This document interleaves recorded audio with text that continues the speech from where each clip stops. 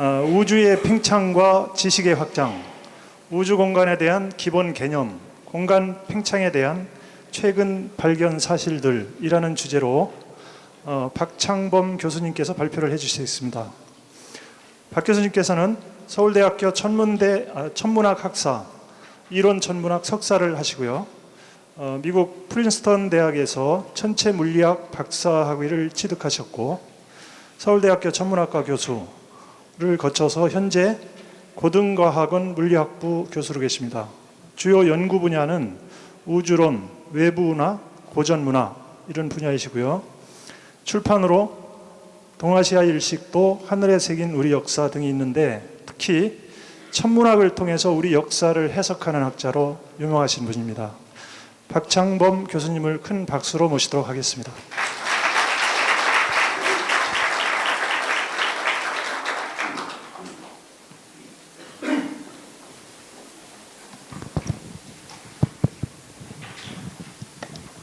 예, 박창범입니다. 안녕하세요. 제가 먼저 강연을 시작하기 전에 제가 있는 기관 잠깐 소개를 드리면요. 고등과학원은 회기동하고 청량리 그 사이에 홍릉이라고 있죠. 그 홍릉 카이스트 캠퍼스 안에 있는 기관입니다. 수학부, 물리학부, 계산과학부 이렇게 3개 학부가 있고요. 저는 물리학부에 지금 있습니다. 제가 2003년에 고등과학원으로 옮긴 뒤로 그 순수과학 연구에만 집중을 하다 보니까 이 융합적 그 사고를 할 기회가 별로 없었습니다. 그런데 이번에 그 융합 심포지움을 여시면서 또 오시는 다른 강사님들 보니까 우리 장혜 교수님을 비롯해서 제가 존경하시는 분들이 많이 오셔서 저도 와서 이번 기회에 그동안 좀 잠시 덮어놨던 문제들을 좀 생각해 보면 좋겠다 하고 해서 오게 됐습니다. 그렇지만 제가 최근에 그 주로 그 과학적 주제에 국한해서 연구를 했기 때문에 그렇게 앞에 선생님께서 강연하신 것처럼 그렇게 심오 있는 그런 말씀을 좀 드릴 수는 없을 것 같습니다. 다만 제가 아는 한대로 몇 가지 일반인들께서 좀 오해하고 계신 그런 부분들, 특히 이제 무한의 문제에 대해서 좀 생각해 보는 시간을 가졌으면 합니다. 제가 이제 제목을 우주의 팽창과 지식의 확장이라고 붙였는데요. 한 여러 해 전에 제가 썼던 이름이긴 하지만 지식의 확장을 우리가 얼마나 성취했는지 그거는 그렇게 자신 있지는 않습니다. 하지만 과거 지금 최근 20년 동안 우주에 대해서 많은 그 새로운 사실을 깨닫게 됐고요. 또 새로운 관측 사실들을 우리가 얻게 돼서 지식의 확장에 어떤 성과를 이룬 것은 사실이라고 생각을 하긴 합니다. 그런데 그 중에서 몇 가지 이제 얘기하고 싶은 것 중에 공간의 문제, 특히 지금 현대 우주론은 우주가 무한하다고 생각을 하는데 그 무한 공간을 우리가 어떻게 지금 제대로 인식하고 있는지 제가 궁금해서 한번 이번 주제의 앞부분으로 가져와 봤습니다. 먼저 우리가 몸담고 있는 이 우주를 간단히 정의를 하자면 세 가지 요소를 가지고 있죠. 우주에는 마치 이제 모든 것을 담고 있는 시공간이 있고요. 그 시공간 안에 이제 여러 가지 그 형태의 물질, 여러 가지 형태의 에너지가 있습니다. 그 에너지가 이제 물질의 형태로 있을 수도 있고 파동의 형태로 있을 수도 있죠. 그 다음에 이 시공간 안에 여러 가지 형태의 에너지가 들어 있는데 그것들은 모양이나 어떤 변화를 통해서 여러 가지 현상을 우리한테 보여주고 있습니다. 그 자연 현상들 이렇게 세 가지로 이루어져 있죠. 그 자연 현상에서 이제 인간이 그 어떤 공통적인 그런 불변이고 모든 장소에서 확립한다고 생각이 되는 그런 그 자연의 일부분을 간파해낸 것이 이제 자연 법칙이고요. 자연에 일어나는 현상은 그보다 훨씬 더 풍부하죠. 근데 그 중에서 이제 제가 잠깐 말씀드리고 싶은 것은 이제 요 시공간 부분인데요. 현재 그 표준 우주 모형에서는 시간과 공간이 무한하다고 생각을 하죠. 이거 잠깐 설명을 좀 더 드릴까 합니다. 우리가 물론 3차원 공간에 살고 있는데 무한을 생각하기 위해서 1차원부터 잠깐 생각을 해보겠습니다. 그러니까 여기 지금 제가 이제 선을 이렇게 걷는데요. 물론 짧은 선분이지만 좌우로 무한히 뻗어져 있는 선을 상상할 수는 있겠죠. 그래서 무한한 선이 되겠고요.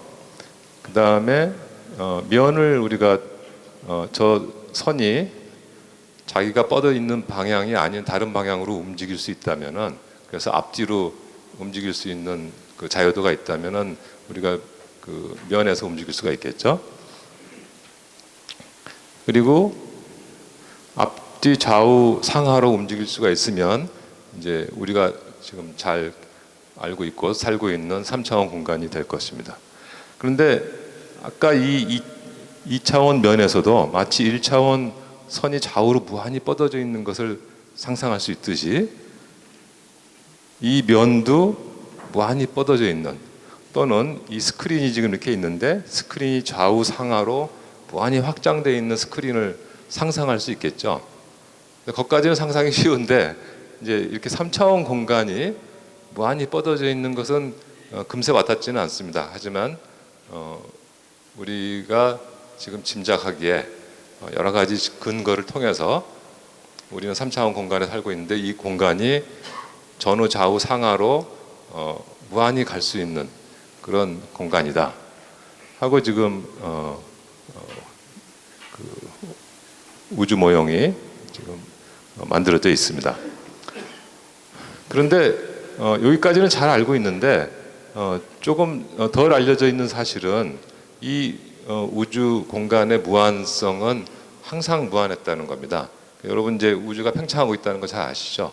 그런데 현재 우주가 무한하면 1년 전에도 무한했었고요. 100억 년 전에도 무한했었고 138억 년 전에도 무한했었습니다. 그래서 우주는 물론 우주 탄생 순간은 기술할 수 없지만 우주 탄생 직후부터 현재까지 우주는 항상 무한했다는 것은 보통 사람들이 잘 받아들이지를 않으세요. 그래서 그 부분을 지적하고 싶고요. 그러니까 우리 표준 우주 모형에서 상정하고 있는 우주의 공간 부분은 무한 공간이고, 그 무한 공간은 항상 무한했었다 하는 겁니다. 비록 우주가 과거에 지금보다 더 수축해 있었지만, 그래서 이 공간의 무한성하고 결부돼서 필수적으로 나타나는 문제가 공간의 팽창 문제예요. 그래서 제가 이제 말씀을 조금 더 드리면은, 공간이 무한한데 이 무한한 공간은 팽창해 왔다 하는 거죠. 공간이 가만히 있거나 수축하거나 팽창하거나 세 가지 중에 하나일 텐데요.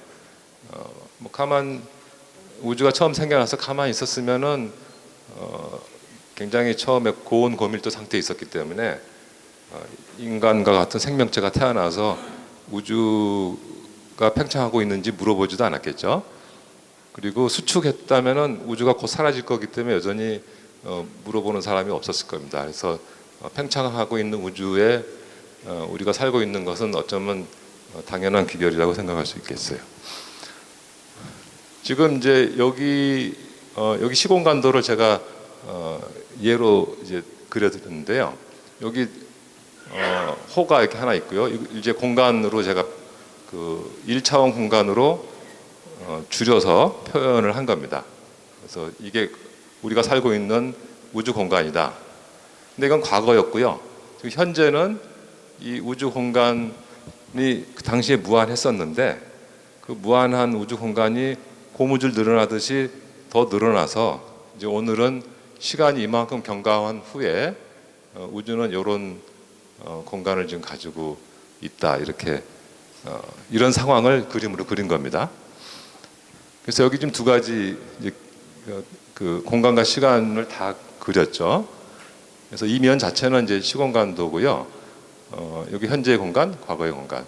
그리고 이 선은 우리가 있는 자리입니다. 그리고 이 점은 우리가 있던 자리고요.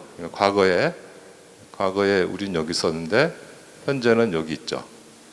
여기 1시간 전이고 여기는 현재 지금 이 순간이고, 뭐 이런 예를 들면 그렇습니다. 근데 이 순간에도 우주는 계속 늘어나고 있기 때문에 이렇게 되고 있어요. 그래서 첫째로 여기서 제가 지적하고 싶은 것은 우주는 무한한데 그 무한한 우주가 무한한 우주의 임의의 두 점을 보면 그 두 점이 자꾸만 더 멀어져 가서 더 큰 무한대로 확장되고 있다. 최근에 발견된 사실은 그 멀어져 가는 양상이 또 여러 가지가 있을 수 있잖아요. 그러니까 임의의 두 점을 내가 잡았는데 그 두 점이 일정한 속도로 시간에 따라서 멀어질 수도 있지만 멀어져가는 속도가 점점 줄어드는 식으로 멀어질 수도 있고, 또 멀어지는 속도가 점점 더 빨라질 수도 있겠죠. 우주 안에 만유 인력을 내는 물질이 있으면 멀어져가는 속도는 점점 더 느려져야 됩니다. 예를 들어서 제가 이 물체를 위에 던지면 지구가 만유 인력을 내기 때문에 이 물체는 올라가는 속도가 점점 줄어들게 되죠. 마찬가지로 우주가 처음에 어떤 원인에 의해서 팽창을 시작을 했지만 그 우주 안에 있는 물질이 인력을 발생을 하고 있으면 그 팽창 속도를 점점 느리게 만드는 그런 역할을 하게 되는데, 이상하게도 관측을 해보니까 우주의 팽창은 시간에 따라서 점점 더 빠르게 팽창하고 있더라.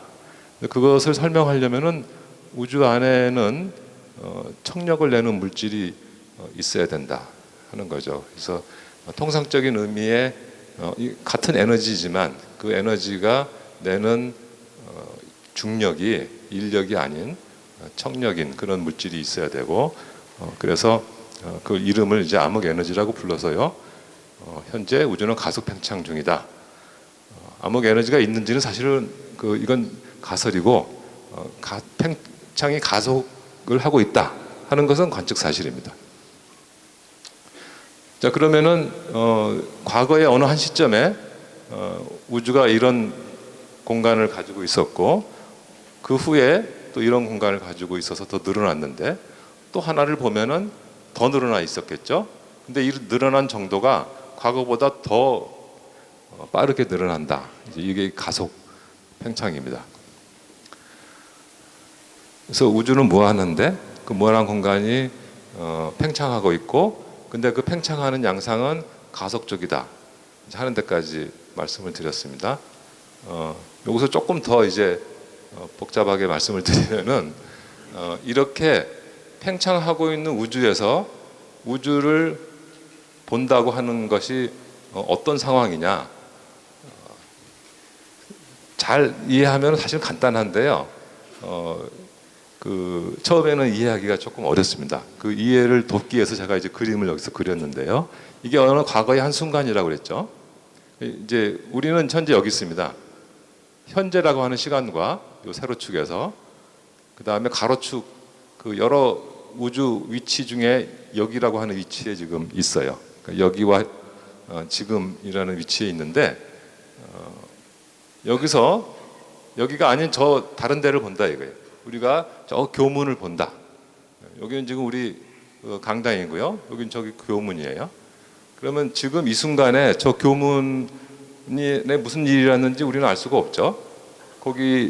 거기에서 빛이 도달을 해야 알 수 있을 겁니다. 그래서 지금 교문 쪽을 딱 봤을 때 거기에 있는 상황은 조금 전의 상황이 되겠죠. 우주가 요만큼 덜 팽창을 했을 때, 그때 그 교문에서 출발한 빛이 나한테 쭉 와서 지금 이 순간 딱 도달을 해서 내 눈에 이제 보이게 된 거예요. 그래서 과거의 모습을 이렇게 보게 됩니다. 이 상황은 이제 잘 이해가 되셨겠죠? 그래서 두 개의 그 다른 시간에 두 개의 다른 장소가 연결돼 있는 거고요. 지금 이 순간에 전 우주를 우리 머릿속에 딱 떠올릴 수 있겠죠? 이제 그게 이게 되겠어요. 시간을 딱 고정시키고 우리가 볼 수 없든 간에 우리가 생각할 수 있는 전 우주가 있겠죠. 그거는 하나도 볼 수가 없습니다. 여기서 아직 우리한테 자기 모습을 보여주기 위해서는 빛이 날아올 수가 없기 때문에 빛의 속도가 무한대가 아니기 때문에 하지만 이 순간의 우주라고 하는 것은 뭐 과거의 경험상으로 봤을 때 항상 존재하는 거고 앞으로 우리한테 보이게 되겠죠. 자, 그래서 팽창 우주에서의 우주 인식 이렇게 제가 말씀을 드리고 이걸 우리말로 뭐라고 해야 될지 잘 몰라서 그냥 영어로 적었는데요. 패슬라이콘이라고. 그러니까 내가 우주를 둘러볼 때 볼 수 있는 곳이라고 하는 것은 과거의 거리에 따라서 과거의 모습이다 하는 거예요. 더 과거는 더 멀리 있는 것은 더 과거의 상황을 우리가 볼 수밖에 없는 거고 그런 식으로 내가 볼 수 있는 우주의 그 위치는 요 선상에 있는 위치를 보게 됩니다. 그 선상에. 그러니까 지금 이 순간에 우주를 이렇게 보는 것이 아니라 요 과거의 요 선상을 따라서 이렇게 쭉 보게 되는데 그것을 우리가 패스 라이콘이라고 하죠. 근데 이 패스 라이콘이 왜 존재하게 됐냐면은 빛의 속도가 유한하기 때문에 그렇죠. 근데 제가 곧 그 시간 얘기를 할 텐데요. 우주의 그 나이는 138억 년으로 유한합니다. 우리 이 브로셔에도 그 138이라는 글자가 여러 번 나타나는데요. 거의 137.5년이에요. 그래서 137이라고 할까 8이라고 할까 사실 굉장히 망설여지는데 우리는 항상 좀 큰 값을 선호하기 때문에 반올림을 해서 138이 됐습니다. 이제 그래서 138억 년 동안 빛이 달려간 거리가 있어서 우리가 우주가 더 나이가 많이 먹지 않는 한 볼 수 있는 그 한계가 있을 거 아니에요? 빛이 우주의 나이 동안 달려간 거리까지만 우리는 현재 볼 수가 있고요. 그것을 우리가 이제 입자 지평선이라고 합니다. 지금 현재 우주를 볼 수 있는 지역. 그래서 우주에 대해서 두 가지 개념이 있는데 하나는 전 우주라는 개념이 있습니다. 우리가 볼 수 있든 없든 간에 전 우주. 이게 그 인문학적으로 맥센스 하지 않을 수도 있지만 자연과학자들은 일단 그걸 상정을 하죠. 사이언스를 하기 위해서 상정을 합니다. 그래서 전 우주는 무한대고요. 아까 말씀드린 그 무한 공간은 우리의 관측 사실, 관측 능력과 무관하게 우리가 상정하고 있는 우주 모형입니다. 그 다음에 우리가 볼 수 있는 그 우주의 지역이 있어요. 그건 실제로 여러 가지 방법을 통해서 우리가 관찰 가능한 지역이죠. 그것이 이제 입자 지평선이고요. 우리로부터 어느 일정 거리까지를 우리가 이제 볼 수가 있게 됩니다.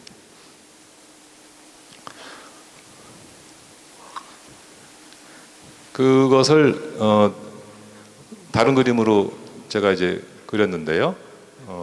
이 그림은 아까 여기서 요 패스트 라이콘을 따라서 그린 그림입니다. 그래서 우리로부터 점점 멀어져 가면 점점 과거가 되는 그 그림이에요.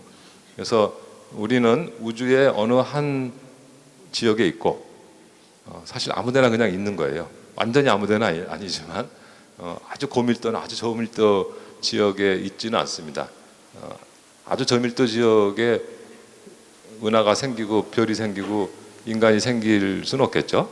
그리고 아주 고밀도 지역에는 은하들이 서로 그 충돌을 하고 별들이 제대로 된 궤도 운동을 못하기 때문에 역시 오랫동안 일정한 별에서부터 일정한 거리를 유지하면서 에너지를 받아가면서 생명체를 키울 수 있는 그 요람이 보장이 안 될 거예요. 그래서 적당한 지역에 있습니다. 우리 은하는. 그렇지만 전 우주적으로 보면 그냥 어떤 랜덤한 위치에 있다고 생각할 수 있어요. 그래서 우주를 쭉 둘러보면은 요 바깥에 있는 이 원이 있죠. 이 원 안에까지 우리가 볼 수 있고 그러니까 실은 구입니다. 구. 우리가 있는 위치로부터 일정 거리 이내의 그 구 안에서 안에 있는 지역을 우리가 볼 수가 있죠. 그래서 그걸 이제 빅뱅 서피스라고 우리가 부르고요. 여기 있는 점들은 관측된 은하들입니다. 그래서 현재 관측된 우주의 그 지역은 마치 이렇게 부채꼴처럼 이렇게 돼서 관측이 돼 있고요. 이쪽은 우리 은하수 때문에 멀리 있는 은하를 관측하지 못해서 여기는 빼놓고 관측한 거고요. 우주에 있는 은하들이 저렇게 부채꼴로 분포하고 있는 건 아니죠. 어쨌든 간에 현재 우주 탐사는 전체 그 관측 가능한 우주 지역의 거리로 보면은 뭐 한 반 정도 갔다고 볼 수 있겠죠. 그래서 꽤 많이 갔어요. 20년 전만 해도 한 요 정도 볼 수 있었죠. 이 바깥에 선이 하나 더 있는데요. 아까 여기 사건 지평선이라는 말씀을 여기서 잠깐 드렸었는데, 이거는 뭐냐면은 현재 우리는 여기까지 볼 수 있습니다. 그런데 우주의 나이가 더 먹으면 더 멀리 있는 지역의 빛이 우리한테 도착하면서 이 지역을 볼 수 있게 되죠. 만약 우주가 가속 팽창하지 않았더라면 무한히 기다리면 우리는 무한히 먼 곳에 있는 우주를 볼 수 있게 돼요. 결국은 거기 있는 빛이 우리한테 도착하기 때문에. 그런데 우주는 지금부터 가속 팽창을 하고 있어요. 그러니까 빛이 공간을 거슬러서 열심히 오고 있는데 그 빛이 있는 곳과 나 사이에 새로운 공간이 생기면서 점점 더 가속적으로 멀어지게 됩니다. 그래서 어느 순간, 어느 우주의 나이가 어느 정도 가면 가속 팽창이 너무 심해서 그 빛이 오는 속도보다 새로운 공간이 생기는 속도가 더 빨라져서 더 이상 빛이 도착하지 못하게 되는 지역이 발생하게 됩니다. 그게 요 이벤트 사건의 지평선, 이벤트 호라이즌입니다. 그래서 비록 우주는 무한하지만 끝내 우리는 요 너머를 볼 수가 없게 되는 지역이 존재하게 되고요. 그래서 우주 안에 암흑 에너지가 있고 그 암흑 에너지가 가속적 팽창을 야기시키고 있다면, 그건 뭐 거의 가속 팽창은 거의 사실인데요. 그러면은 사건의 지평선이 존재해서 우리는 끝내 우주의 일부만 볼 수 있다는 겁니다. 공간 얘기에서 시간 얘기로 조금 넘어가게 하겠습니다. 시간과 공간은 너무나 이렇게 동시에 일어나는 일이라 딱 떼서 얘기할 수는 없지만, 그래서 이제 같은 그림을 제가 이제 여기 가지고 왔고요. 아까 제가 팽창하고 있는 것을 말씀드렸는데, 과거로 자꾸만 수축 상황을 거꾸로 생각해 보면 우주는 공간은 계속 무한대지만 이 무한대 그 팽창하는 양상이 있죠. 현재 그 팽창하는 양상을 시간을 거꾸로 돌려서 이렇게 보면 모든 우주에 있는 모든 점의 거리가 0이 되는 순간이 유한한 과거에 존재한다는 것을 깨닫게 됩니다. 뒤집어 얘기하면은 우주의 크기가 0이 되는, 그러니까 무한한 크기인데 무한히 작아져서 사실 싱귤러리티죠. 말이 안 되지만 하여튼 우주에 있는 모든 두 점의 거리가 0이 되는 시간이 무한한 과거에 있으면 괜찮은데 유한한 과거에 있어요. 그래서 우주에는 시작점이 존재한다. 그래서 필연적으로 우주의 기원을 설명해야만 되는 그런 아주 과학자로서는 난감한 그 상황이 이제 있고요. 또는 결코 답을 낼 수 없기 때문에 이제 항상 할 일이 존재해서 다양한 일일 수도 있겠죠. 그래서 우주 팽창의 하나의 그 함의는 우주의 기원의 존재입니다. 또 하나는 우주의 팽창의 양상이 한 20년 전만 해도 세 가지가 있다고 이제 강의를 했죠.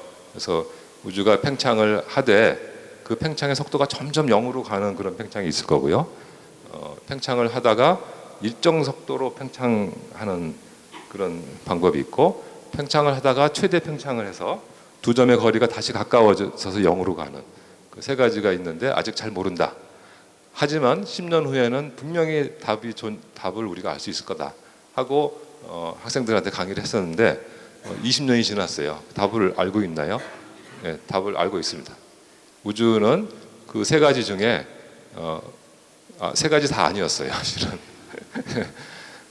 거의 비슷한데 우주가 팽창을 멈추지 않고 두 점 사이의 거리가 계속 멀어져 가는데 멀어져 가는 속도가 0으로 가거나 일정 속도로 가지 않고 점점 더 가속적으로 멀어져 가는 그런 그 사실을 이제 발견하게 된 거죠.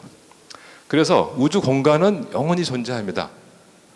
우주는 계속 팽창하면서 계속 공간이 존재하지만 그 안에 있는 여러 가지 물질의 밀도는 0으로 계속 가고요. 그리고 뭐 아마도 물질을 구성하고 있는 여러 가지 소립자들이 붕괴를 하게 되면 결국은 굉장히 간단한 그런 소립자나 빛으로 남게 되는데 그 밀도가 완전히 0으로 가겠죠. 그래서 우주는 열적 종말, 아무런 현상이 일어나지 않는 그런 상황이 되겠죠. 좀 이따 그림으로 한번 제가 보여드리겠습니다. 초기 우주 모습을 잠깐 보여드리는 거고요. 여러분들이 아마 관심 있는 분들 많이 보셨을 텐데 이거보다 더 전에 우주 모습은 여기 뭐 이론적으로는 잘 알고 있지만 실제로 이렇게 그 사진을 찍어서 관측해 본 적은 없습니다. 이게 우리가 그 전파로 볼 수 있는 가장 과거의 우주의 모습입니다. 더 과거의 우주를 이론적으로 볼 수 있는 방법이 있어요. 더 볼 수 없는 이유는 이제 마치 이제 태양이 이렇게 하늘에 떠 있는데 그 태양은 맑은 날 보면 동그랗죠. 그런데 만약 우리 지구에 구름이 이렇게 껴 있다면 그 태양빛이 오다가 구름에 있는 물 입자에 이제 산란을 하게 되면서 막 돌아다니면서 자기가 원래 동그란 모양이었다는 걸 완전히 다 정보가 없어지죠. 그러다가 구름의 밑면을 탁 통과해 나오면 이제 산란할 그 물입자가 없으니까 우리한테 직진해서 오게 됩니다. 그러면서 우리한테 알려주는 것은 구름의 밑바닥 면의 모양을 알려줘요. 그렇죠? 원래 태양의 동그란 모습은 사라지고 그런 것처럼 우주가 38만 년 이전의 모습은 그 전에 있던 그 빛들이 막 산란돼 가지고 알 수가 없고 이 나이 때 우주에 마치 구름이 딱 거치듯이 빛을 산란시키고 있었던 전자가 양성자하고 결합을 해서 수소가 되면서 산란이 딱 멈추게 됩니다. 그래서 이때 빛이 우리한테 직진해서 오면서 그 밑바닥의 상황을 우리한테 알려주죠. 방금 그림에서 요게 빅뱅 순간이고요. 요게 그 38만 년 됐던 시절인데 요 밑에에 또는 시기적으로 그 당시에 물질의 분포를 우리한테 알려주고 있습니다. 그래서 빨간 부분이 밀도가 좀 낮았던 부분이고요. 파란 부분이 밀도가 좀 높았던 부분이고, 그래서 실제로 물질 분포를 여러분이 보고 계신 거예요. 단지 이 구의 껍질, 우리로부터 이것을 광년으로 얘기하려면은 한 400억 광년 정도, 400 몇십억 광년 정도 될 거예요. 그 정도 거리에 있는 그 구가 있겠죠. 그 구의 그 표면의 물질 분포를 우리한테 보여주고 있는 겁니다. 아까 잠깐 지금 생각난 게 있는데 우주의 나이는 138억 년이에요. 근데 138억 년 동안 빛이 달려간 거리는 400억 광년이 조금 넘습니다. 조금 그 이상하게 생각이 드실 텐데 그 이유는 그 빛이 138억 년 동안 우리한테 오는 동안에 그 지나간 곳의 거리가 점점 더 팽창하기 때문에 지금 이 순간에는 더 멀리 가 있는 거예요. 그래서 138억 년이 경과했을 때 그 출발점의 위치는 약 400억 광년에 있는 거죠. 어쨌든 38만 년대 우주의 모습이고요. 그리고 요건 최근의 모습인데요. 여기 지구가 여기 있고요. 지구에서 우리로부터 거리에 따라서 은하들의 분포를 보게 된 겁니다. 그래서 여기 광년으로 환산을 해놨는데요. 이 위치가 70억 광년이 되는 위치입니다. 그리고 은하들이 밀도가 높고 낮고 이렇게 여러 가지 분포를 하고 있는 걸 알 수 있죠. 그래서 현재 이게 은하를 아주 덴스하게 서베이한 데이터 중에서는 가장 먼 우주까지 관측을 한 게 되겠습니다. 이거 우주를 보는 방법에 대해서 좀 제가 구별해서 보여드리려고 가져온 건데요. 아까 우리는 다 이렇게 볼 수가 없어요. 아까 말씀드린 것처럼 우리는 패스트 라이콘이라는 그 면을 따라서 우주를 보게 되고, 그러면서 시간과 공간이 동시에 이렇게 점점 바뀌게 되죠. 좀 더 멀리, 좀 더 과거로 이렇게. 근데 지금 여기 보시면, 먼저 이제 왼쪽을 보시면, 이거는 공간을 제가 딱 고정했어요. 공간을. 그리고 시간에 지나가면서 물질이 서로 가까이 가면서 중력에 의해서 천체를 생성시키고 있는 걸 볼 수가 있죠. 그래서 여기는 공간이 고정되어 있고요. 시간이 흘러가고 있습니다. 이 오른쪽은 우주가 쭉 진화하고 이렇게 있는데, 어느 한순간을 제가 딱 고정시켜서 프리즈 딱 멈춘 거예요. 그리고 시간을 멈추고 제가 우주선을 타고 거기를 돌아다니고 있는 상황입니다. 그래서 여기는 시간이 고정되어 있고 관측자가 돌아다니면서 지금 천체들을 방문하면서 관측을 할 수가 있어요. 요 위에 있는 것은 그것이 혼합되어 있는 건데요. 이건 초기 우주에서 시간이 지금 흘러가고 있습니다. 시간이 흘러가고 있는데 제가 점점 다른 지역으로 가고 있는 거예요. 그래서 시간 이동과 공간 이동을 동시에 하고 있는. 그래서 시간이 흘러가면서 천체가 점점 생기고 있는 것을 지금 보여주고 있어요. 이렇게. 그래서 여기는 고정된 장소에서 시간이 흘러감에 따라서 우주의 진화를 보여주고 있고요. 이거는 우주의 진화에서 한 순간을 딱 고정시킨 다음에 우주를 공간 여행하고 있는 거고, 요건 시공간 여행을 보여주고 있는 겁니다. 그래서 우주를 연구할 때 저희가 이제 여러 가지 툴을 가지고 또 방법을 가지고 연구를 하는데, 시간과 공간에 관련된 걸 제가 한번 보여드렸습니다.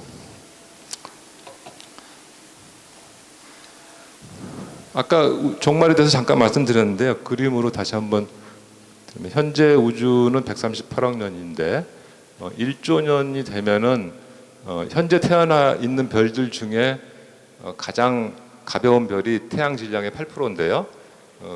질량이 작을수록 오래 이제 살죠. 왜냐하면 질량은 작아서 연료는 작지만 이 연료를 태우는 속도가 느리기 때문에 오래 삽니다. 그러니까 핵 융합 반응률은 질량, 이제 직접적으로 얘기하면 온도에 굉장히 큰 파워에 비례해요. 그래서 질량이 좀 무거우면 그 별 중심의 온도가 올라가고, 온도가 올라가면은 급속하게 핵 반응이 빨라지게 됩니다. 그래서 무거운 별들은 금세 홀라당 타서 한 100만 년 만에 터지는 것도 있고요.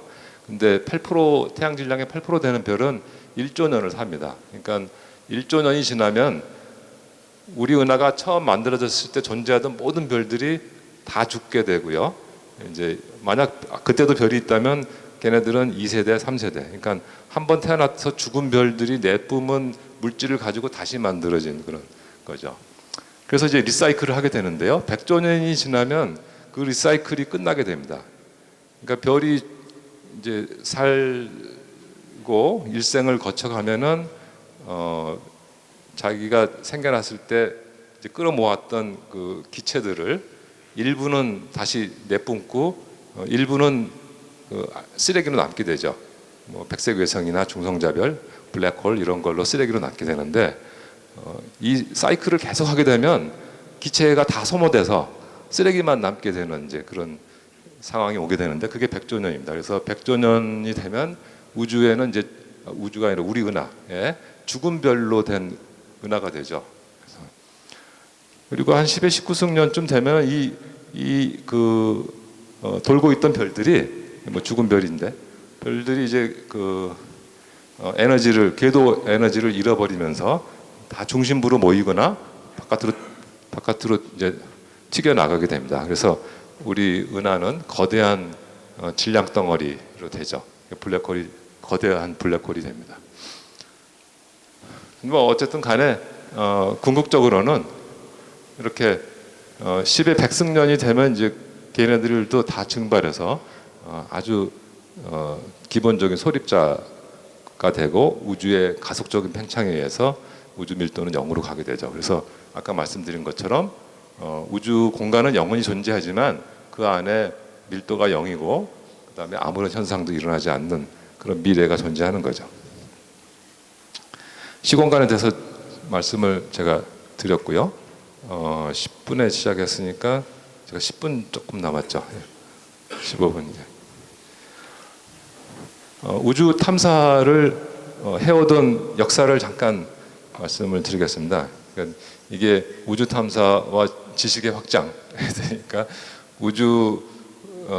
우리가 물론 볼 수 있는 한계는 이제 우주 지평선까지잖아요. 그 우주 지평선을 향해서 우리가 얼마나 지금 전진과 전진을 거듭해 왔는지 물론 1900년 이전 대체로 1900년 이전에 우리의 지식이라고 하는 것은 그래도 우리 태양계를 넘어서 태양계를 넘은 것은 과학혁명기니까 뭐 한 400~500년 됐죠. 태양계를 이해했고 뭐 더 전에로 거슬러 가면은 지구 중심을 벗어난 것만 해도 대단한 거죠. 태양 중심에 뒀고 태양 중심이라는 생각을 오랫동안 가지고 있다가 그것을 극복하게 된 태양이 우리 은하 중심을 둘레로 약 한 2억 년에 한 바퀴씩 돌고 있다 하는 걸 이제 그거는 한 90년 전쯤 됐습니다. 그러다가 1980년에 사람들이 은하 탐사를 대규모로 시작을 하게 됐어요. 70년대 말에 일부 사람들이 은하들의 공간 분포가 균일하지 않더라 하는 것을 이제 보고하기 시작을 했고 그때부터 사람들이 대규모 우주 탐사를 시작을 해서 80년대 중반부터 그 결과가 나오기 시작을 했습니다. 제가 70년대 말에 천문학 교육을 받으면서 본 교재에는 우주는 10메가파섹 10메가파섹이니까 한 3천만 광년 3천만 광년 정도 규모보다 더 큰 규모에서는 우주는 균일하다. 더 이상의 무슨 천체가 없다 하고 교과서에 써 있었어요. 그런데 이미 그때 그렇지 않다는 논문이 나오고 있었죠. 그래서 80년 초에 시작한 그 대규모 우주 탐사 사업의 첫 번째 논문 발표가 1986년에 있었는데요. 그것이 여기까지 관측한 겁니다. 지금 이 그림은 시뮬레이션이에요. 그래서 지금 패스트 라이콘 서피스를 보여드리고 있는 거고 여기이면서 동시에 현재입니다. 그리고 여기서 오른쪽으로 쭉 가면 점점 더 멀리 우주에 멀리 있는 지역이고 동시에 과거입니다. 그래서 여기 밑에 축은 10억 년 단위로 쓴 우주의 과거로 가는 시간이에요. 그래서 여기 요점은 138억 년이어서 여기가 바로 빅뱅의 순간이 됩니다. 근데 빅뱅 순간이 이렇게 쭉 빅뱅 서피스로 우리 구의 표면으로 지금 펼쳐져 있는 거고요. 그리고 여기 있는 하얀 것은 물질 분포를 나타내는 거고요. 이게 저희가 2009년에 발표한 논문인데 세계에서 가장 큰 우주 진화 시뮬레이션입니다. 그래서 천체들이 생성되고 있는 것을 과거에서부터 쭉 이렇게 지금 보여주고 있는 거고요. 그런데 우주의 단면에서 인간이 지금 탐사해 나간 그 영역을 제가 시간에 따라서 좀 보여드리고 싶어서 제가 이걸 가져왔는데요. 이게 1986년에 관측을 했던 우주의 범위예요.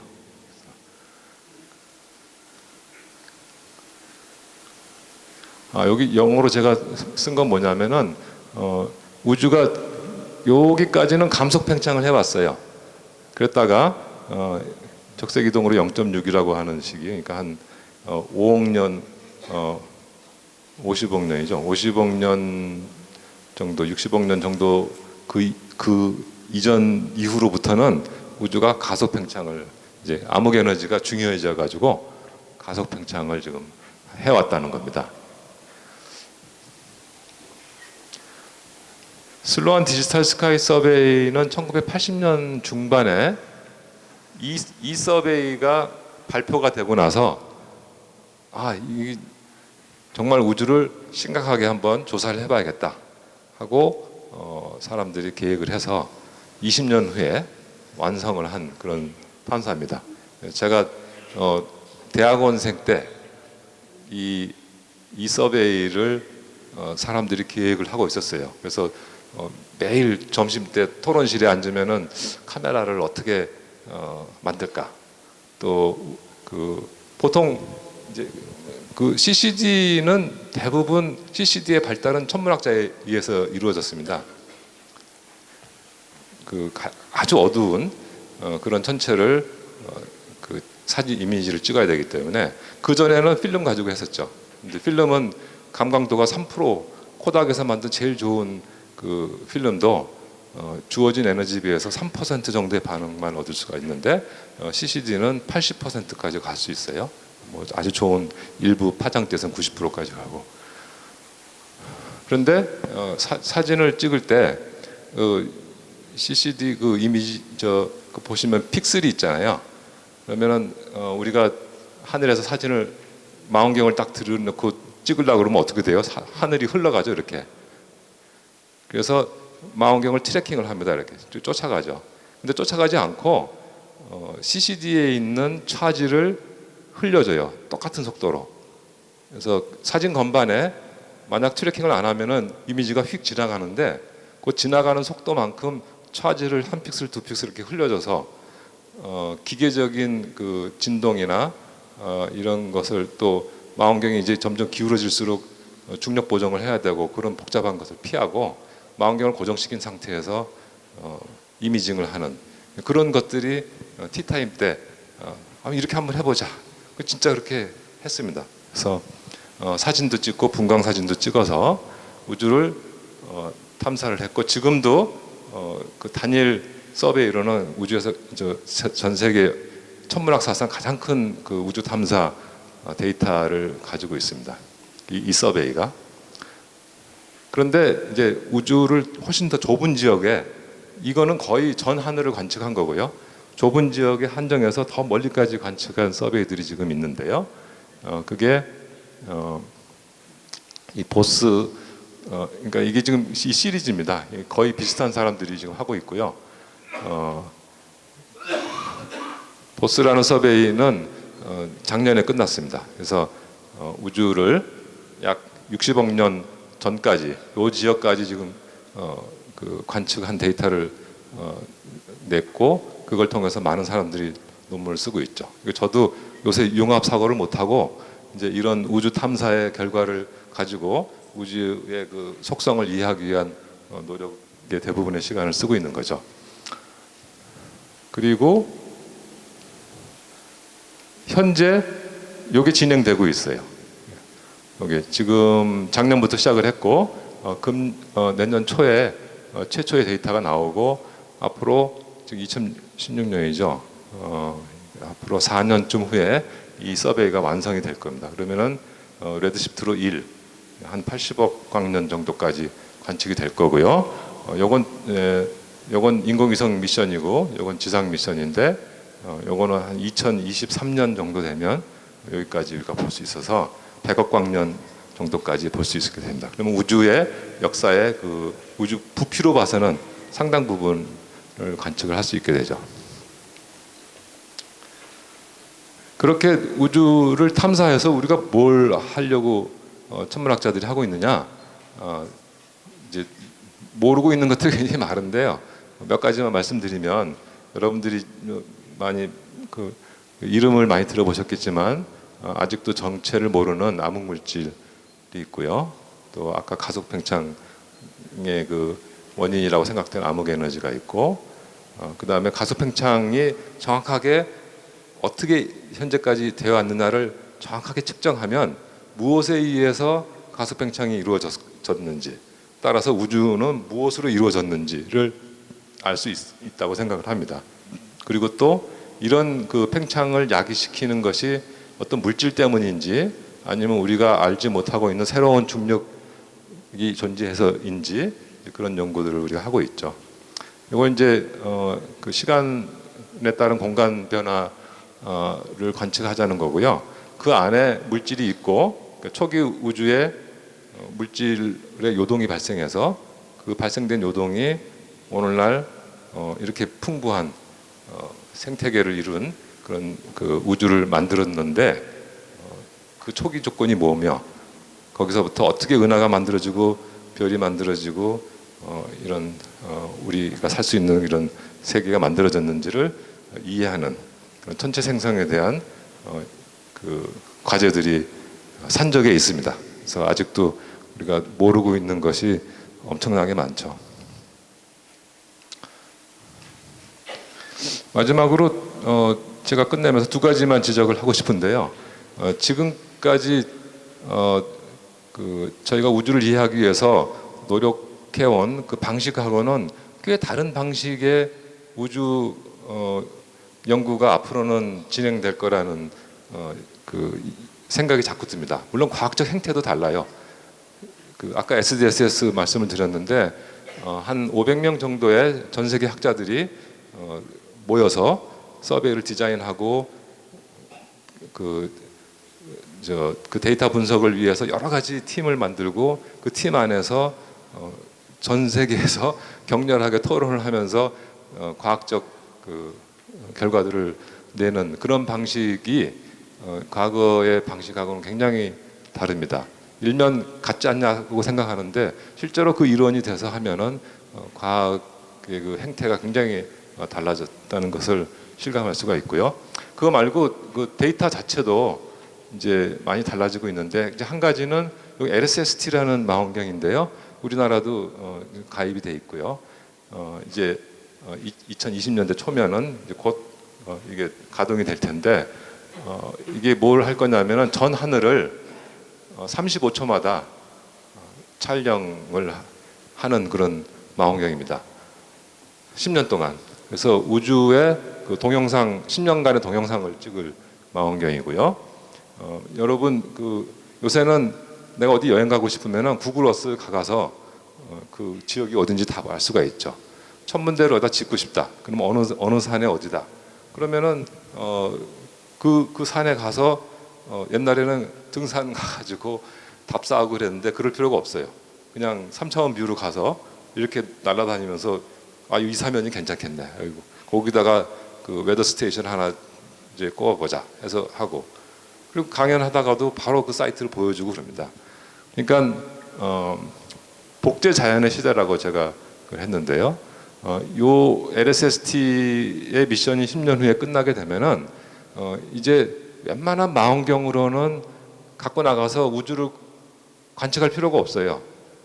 인터넷에 이제 다 있습니다. 이게 지금 8.4m 망원경이고 굉장히 그 옵틱스가 좋은 망원경이어서 저거보다 더 좋은 이미지를 낼 수 있는 망원경이 거의 없습니다. 전 세계에. 물론 세대가 지금 개발 중이지만 그거는 아주 우주의 일부분밖에 그러니까 필드 오브 뷰가 굉장히 작은 망원경이고요. 그래서 구글 어스와 같은 이제 구글 스카이가 굉장히 하이 퀄리티, 그러니까 더 이상의 관측이 필요 없을 정도의 하이 퀄리티가 이제 주어질 겁니다. 이건 이제 조금 또 다른 건데요. 여기 이제 이미지가 있습니다. 우리가 우주를 이렇게 관측을 하면 예를 들어서 여기 은하가 있는데요. 이 은하 사진을 CCD로 딱 찍은 거예요. 그러면 CCD라고 하는 것은 특정 파장대에 들어오는 에너지를 담은 거죠. 그리고 이걸 하늘에서 위치입니다. 이 가로 세로 위치 하늘에. 그런데 만약 내가 그 CCD의 그 칩 하나마다 그 광량이라고 하는 하나의 수를 얻어내는 게 아니라 그 칩 하나마다 스펙트럼을 얻어내면 이런 3차원 데이터를 얻을 수 있겠죠.